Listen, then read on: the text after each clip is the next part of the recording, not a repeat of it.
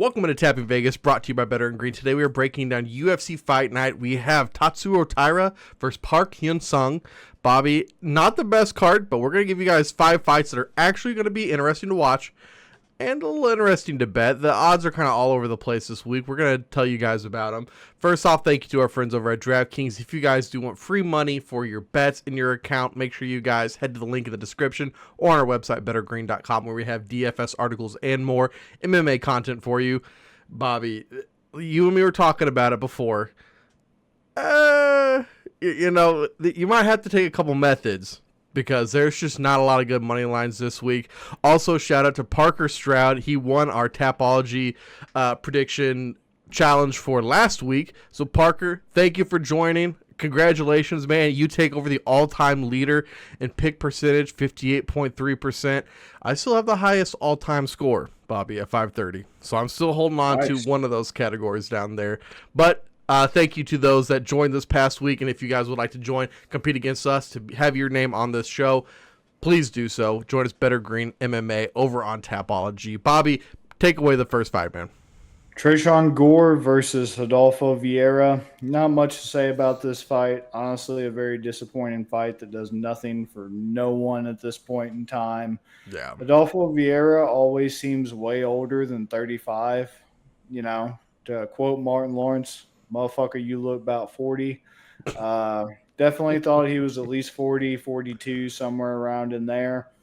Also a guy who way better at sport BJJ than MMA, and in two sports that aren't exactly, making boatloads of cash. I don't know why you would cross over to MMA just to make comparable, if not less money than you did in sport BJJ and incur more brain damage. Bit puzzling there that he would do that, especially, at 35 and middleweight. That's kind of a spring chicken for middleweight in some aspects, but nonetheless, a bit puzzling. But yeah, how do I see this fight going out? Disgusting. That's how I see this fight going out. This is going to be a very hard card. You know what I mean? Know what I'm saying? A lot of favorites, unfortunately, that I can't really disagree with.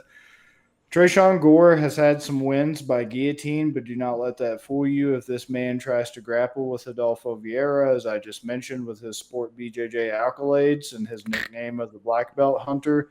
Man is not going to have a good time. So be mindful that Tresean Gore, his best opportunity in this fight is going to come by striking, right?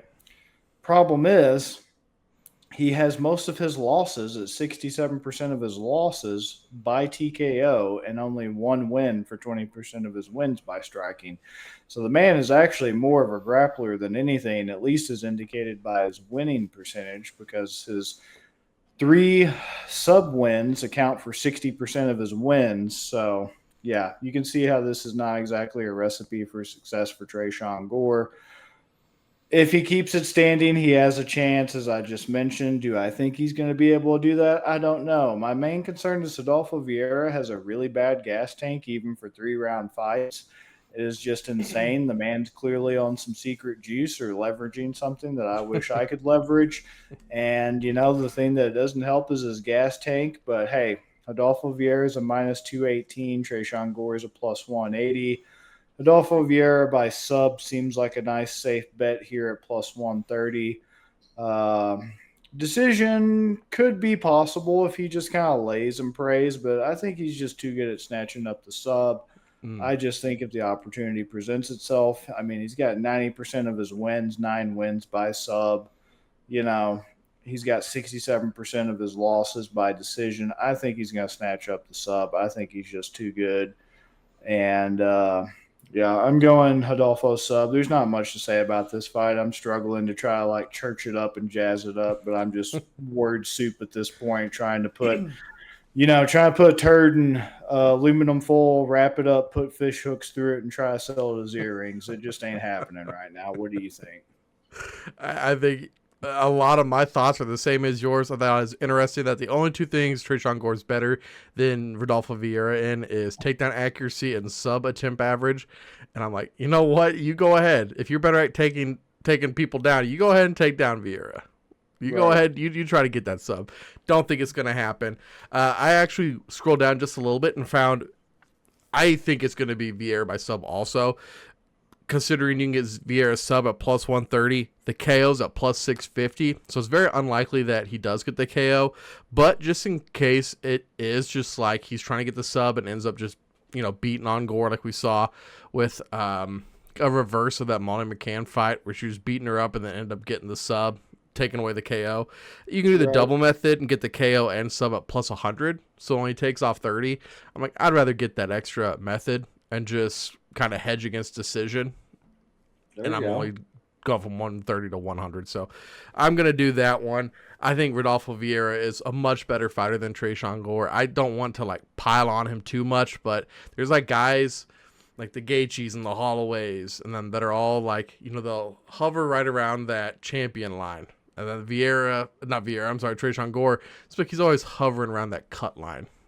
As soon as UFC Cut Tracker posts his name, I'm not going to be shocked at all. It just seems like he's one of those guys that is like a fight night card filler. And definitely, I don't see him ever being much more than that. So I'm going to give this to Vieira. He's at least a more exciting guy. So we'll do the double method. You can get him at the minus 218 right now over on DraftKings. 68% of bets, 70% of the money. So once again, 2-1 favorite, but you're getting sharp money on him. Very interesting to see there. And then over on Tapology, I started tracking Tapology community predictions. 83% of people on Tapology are also on Vieira. I just believe that other 27% and the 32% that are betting on Gore are just betting to be the smartest guy in the room, not really betting to be correct, right? Right. So I agree. Did you want to switch over to the double method, or are you staying with the sub? I'll stay with the sub since you're covering our bases there. I think it's going to be the sub anyways. So I like it, man. Yeah. Let's talk about the second fight. We're going to be talking about Danny Silva versus Kevin Vallejos. I believe last time we saw Vallejos was a knockout win. Vallejos has looked really, really, really good. Very young, 23 years old. You're seeing right now just a little bit of reach discrepancy in Silva's favor. There are some people that are pumping up Silva a little bit, especially the way this year has gone, right? We saw Bo Nick lose. Why can't I ever remember his name? The dude with the black tattoo in the center of his chest. Oh, Peyton Talbot. Peyton Talbot, thank you. Just a lot of these big name, exciting young guys losing. People are kind of thinking Vallejos is going to be the next fallen angel for this year. I just don't think it's going to happen again. Yes, there has been a trend. Yes, Silva is the more experienced. He's been in the UFC longer. I just think Vallejos is too dangerous. He really is a really, really talented striker. Right now, he has 93% of the picks over on Tapology, 83% of the bets, 78% of the money. Once again, that's at minus 425. So this is, don't kid yourself, this is not going to be a grappling fight. Also with Silva, almost he's hovers around that 7.5 strikes per minute. Gets hit almost 8 strikes per minute. So this dude's throwing a lot of damage, but he's getting hit a ton too. So his defense, I don't know if he's fighting like Josh Van every week, because that seems like a crazy number to be getting hit 8 times a minute. But I just think Vallejos, he just needs a couple shots to get through to put Silva out. Vallejos at the KO. Bobby, do you have it pulled up? Vallejos KO, I looked at it earlier, and it's not exactly too tantalizing, unfortunately. Most people seem to think it's going that way. What is it at now? 110. Oh, yeah. Yeah, you're not getting much. That sucks, too, because it's with Vallejos, it's maybe it goes, because Silva has that experience, it goes to decision. KO decision, minus 360 versus minus 410 money line. Oh, God, I don't know what to do here, Bobby. Vallejos by decision, plus 175. Wow, they're not letting you make money here. But, once again, they have to offer odds on the fight, so I think it's Vallejos by KO, right? They don't want to pay out, so that's the lowest one. That's the most likely one, duh. But at the same time, I mean, how do you take minus 410? What do you think? Hear me out here. What about Kevin Vallejos sub, because he does have the standing arm triangle win from the regional scene? Look into it, man. Look into it. That's so scary, though. That's because when I think of Vallejos, I think dangerous striker, Yeah, I'm just messing around. Surprisingly, though, other than that standing arm triangle, it looked like it was. He does have, a few subs on the regional scene. Rear naked, another rear He's good. naked, and then yeah, it's not listed as a standing arm triangle, so not sure what fight it was, but definitely maybe it was the Emiliano Videre. Maybe that was an amateur fight that I was watching that at because that's just listed as sub without specification there. So Gotcha. could be that. Yeah, I don't have much to add. My main notes from tape that I put down: Vallejos, great counters, left hook Mm-hmm. knockout in the regional scene. He was actually, up against the cage. The guy was like welling on him and was throwing a knee or a kick. I forget which one it was. And Vallejos just perfectly timed it. Guy had his guard dropped. Boom, left hook, knocked the dude out, flatlined him. Really like how he didn't panic in that type of situation, right? Because that's an easy situation to freak out in when you're backed up against the cage and the guy's welling on you. It seems like it might be game over. So he doesn't panic. He chooses those shots carefully.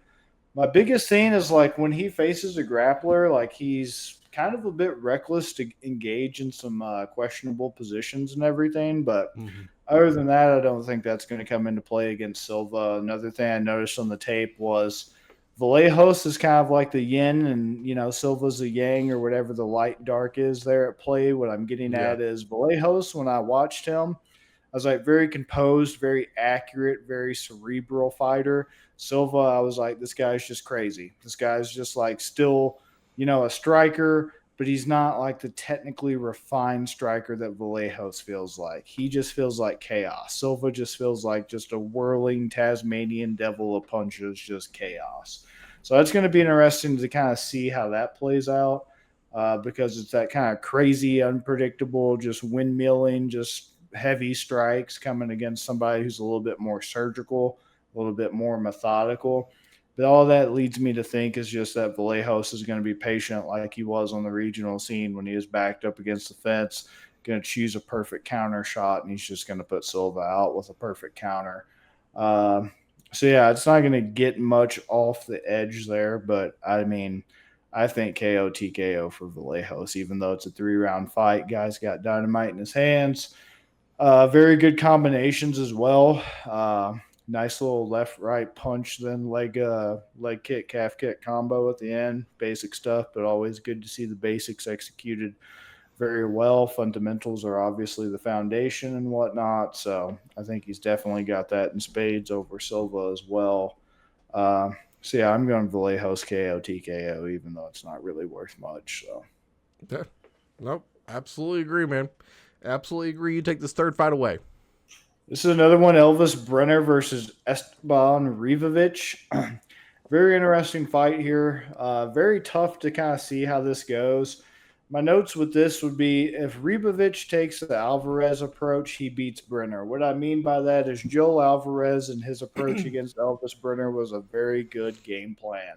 That game plan was to keep Elvis Brenner kind of at range, either pressure him forward up against the cage, or if we stay in the middle of the octagon, to claim that space and use those kicks to just wear him down, wear him down, wear him down. That is going to be Ribovic's main game plan because Elvis Brenner is going to want to pressure as well. So you want to put him on the back foot. So as long as Ribovic can keep Brenner on the back foot and be the one to pressure first, it could end up in a very similar situation I see playing out like his Nasrat Hakparas fight, which was a very, very close split decision. Even though Ribovic lost that fight, very razor close. So I don't think that it's going to end in a loss for Ribovic. I think he's going to win. I think he might actually get the finish because I think Ribovic is just better prepared for this. I think he's got a higher ceiling. I've been following him very closely since the Contender Series, and I think that, Brenner hates when people use those kicks and that pressure and that distance control because that completely interrupts his game because that's what he wants to do. And so my biggest worry with this is if Brenner tries to clinch up or grapple. It's a little bit concerning because he had some success there against Gurum Kutateladze. But I believe even in that Kutateladze fight, that was more a testament to Brenner's heart than anything else because he had to come back from that fight. I don't think you're going to come back against Ribovic unless he's just absolutely shot from that Hasgrass fight, which I don't think he is. He's too young and he doesn't have that much wear and tear. And it was a good fight, but it wasn't exactly like a brutal fight. No guy, to my knowledge at least, had some life altering injuries like John Jones Gustafsson or whatever in that first fight they had. But yeah, I think Ribovic can take it. I think he's already got that control. He's already got that pressure. And if he's not able to pressure, he's smart enough to not get backed up. He's smart to just stay in the middle like he did against Hak Paras. And then he'll do just enough, right? He's very methodical. He's another one of those cerebral strikers, doesn't headhunt. He'll mix it up to the body, mix it up to the legs, implement some kicks.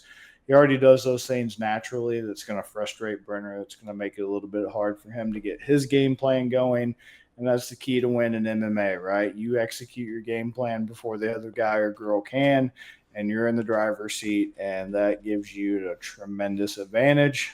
And the odds reflect that, right? Another heavy favorite we're talking about, minus 258 Ribovic, plus 210 Brenner. This is like one of the few fights on the card where it's like I wouldn't hate, if somebody went with Brenner. I get it, but I'm going Ribovic. It's tantalizing to try to take a decision or like a method to like try to get some money off this, but it's tough. If you go by decision, it's only plus 165. If you go KO TKO, it's plus 150. It's just, I might just roll money line. What are you thinking? I'm glad you said that. I'm on the exact same boat as you there, man. I'm not going to repeat a ton that you said. I just think he's a very good striker. He's really good at maintaining space and controlling the speed of the fight. So I like Ribovic here too. Ribovic's money line doesn't feel like this is a good fight to try to be too smart on. This seems like just take the money line, be safe. They're not giving you anything on the methods, so don't even try to do it, especially if it's minus 250. It's bad, but it's not the 400s, the 500s, the 600s. We're gonna take the minus 250 and just swallow it. Ribovic's 90% of the picks on Tapology. Look at the money, 86% of the bets, 77% of the money. So we are seeing a little bit of that sharp money coming in on Brenner, but I think that's like what you said. It's just, you wouldn't mind it. It's not a bad bet to put it on Brenner at that price, but at the same time, this is hard. It's the public play, but Ribovic is a better striker. And so what are you going to do? You're going to take the guy that's not as good? Not me. I'm going to have to go with Ribovic also. All right, Bobby, let's talk about this fourth fight. We are talking about Chris Duncan versus Matthias Rebecki. Rebecki, very, very talented striker. Chris Duncan, a very good guy in his own right as well. Similar ages. With these guys, it's kind of hard to find that advantage here. I just think Rebecki's striking is just that much better than Duncan's. And Duncan hasn't faced some of the competition that Rebecki has. I remember I think he beat Midabek Oralby, if I'm remembering correctly. Very, very talented fighter. And Duncan, he's, pulled wins out of the mouths of defeat. But I'm going to be with Rebecki here. Once again, minus 205. I'm going to just stick with Rebecki money line. I don't really want to mess with the decision or the knockout. 83% of bets on Tapology, or 83% of picks on Tapology are on Rebecki. And then you're looking at the money, 77% of the bets, 60% of the money on Rebecki. The line's moving too, that people are putting money on Rebecki, so it's not like we have to worry about reverse line movement. It's moving correctly. I just think Rebecki's got the power to beat Duncan here. What do you think, Bobby? This is another tough one for me. Watching the tape, Chris Duncan, my notes on Chris, too obsessed with the spinning back kick. Maybe I'm given some leeway here. I can't be inside his mind. I was thinking at one point, maybe he kind of uses it like early Conor McGregor kind of used it, knowing it has no intention of landing, but kind of like a distance and control, a little bit of a rangefinder. I don't know. Just way too obsessed with it. So it's a big criticism I have is like, it's kind of a big energy expenditure if you're not using it in that, early career Conor McGregor way, because he has good pressure and he has strong hands. So why not use that were the notes that I had, right? He's smart to shoot when he's hurt. He did that against Vyacheslav Borshev. So always a good idea to shoot when you're hurt if you have a decent grappling background like it seems Mhm. he does, to fall back on until you clear the cobwebs and you buy yourself some time to recover. So hopefully he does that. If he gets hurt against Rebecca, hopefully he makes it a little tantalizing, because my notes are Chris Duncan might have some success against Rebecca with the body kick like Fahera did. Mhm. So Chris Duncan uses a lot of kicks, that spinning back kick that he probably shouldn't, but he also does use a body kick quite a bit, a calf kick quite a bit. Very similar kind of ways that Fahera started to frustrate Rebecca. First round, if I remember correctly, was all Rebecca pressuring the hell out of Fahera, and Fahera was on the back foot. So that's my biggest concern, is if Duncan's put on the back foot like that, I think he's going to wilt.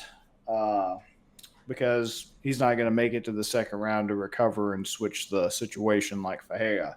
Because in round two, Fahea started to gain the momentum, even had Rebecca wobbled at one point, if I remember correctly. And then from there, he got the finish in round three.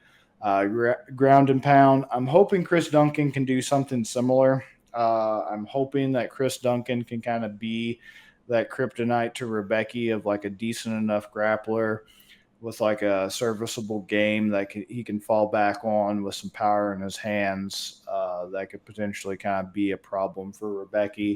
So I'm just kind of going in a shot in the dark here, that Chris Duncan does have that, because I mean he's won his last two fights by guillotine, especially against Jordan Vucinic, who I was very high on. I've done an article that was just absolutely glazing the man just for him to get cut from the UFC after like what, two fights.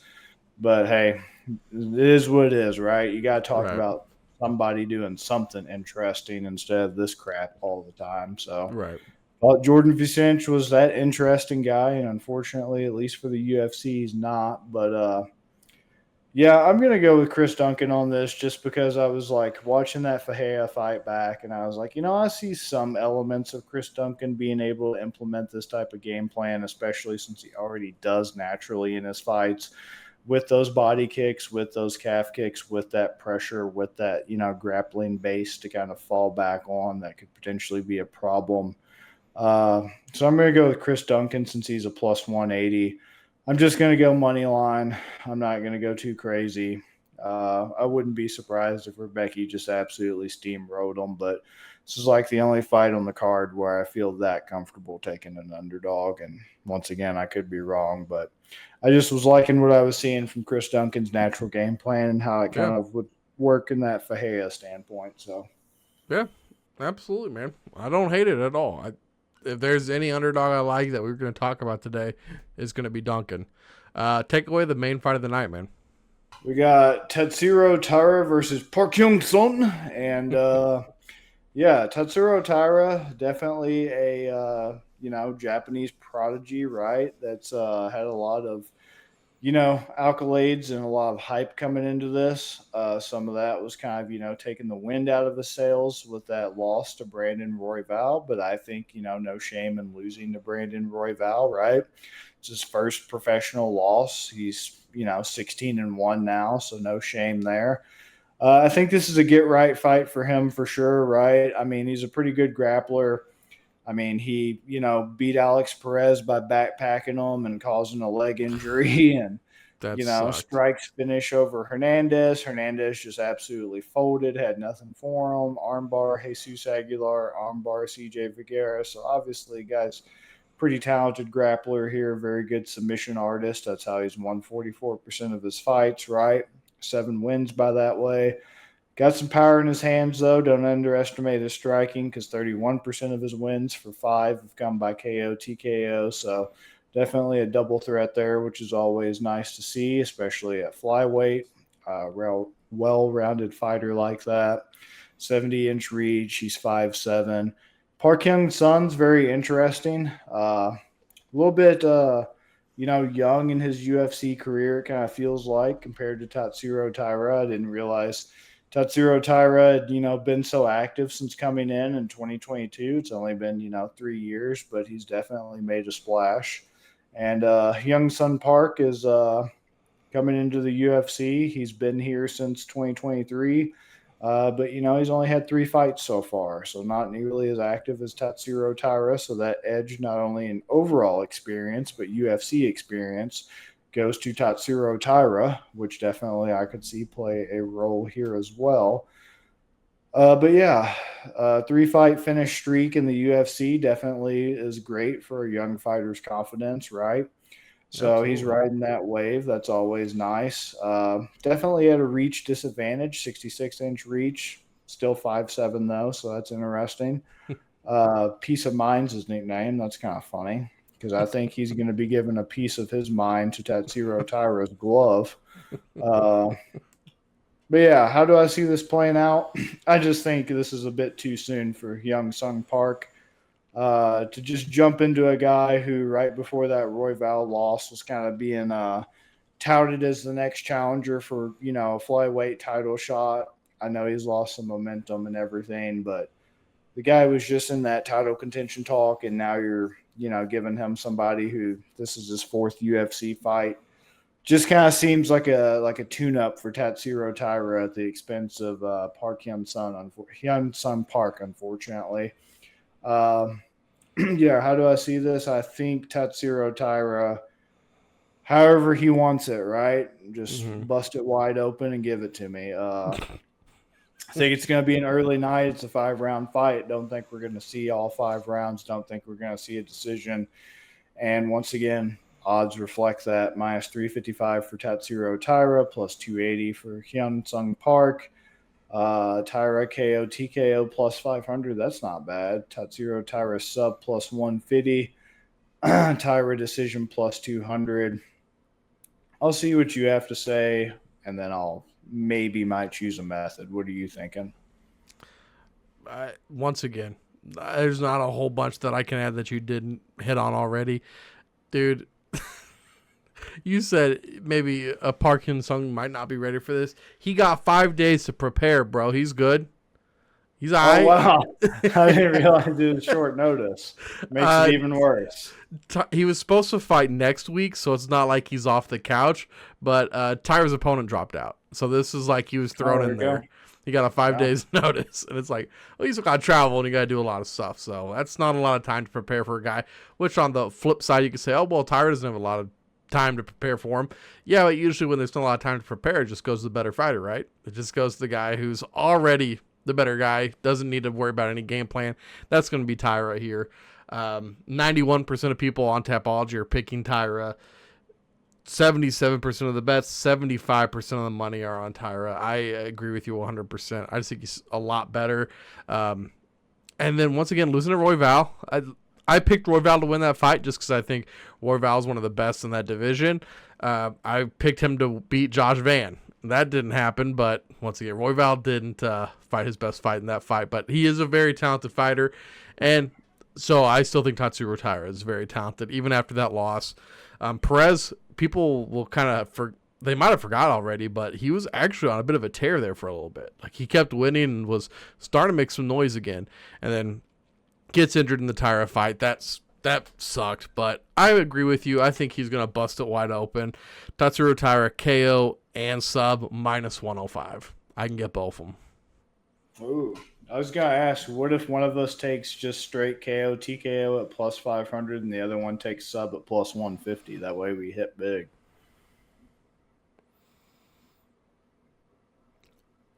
Do you have a haymaker already? I was going to say, do you want me to take KO sub? You take submission and then do KO for haymaker? I was going to do a Duncan haymaker. Okay. So I was going to kind of do a triple threat here where we're still swinging for the fences. Yeah, let's do it then. I'll do you okay if I take sub? Yeah, and then I'll take Taira, KO, TKO at plus 500. Okay.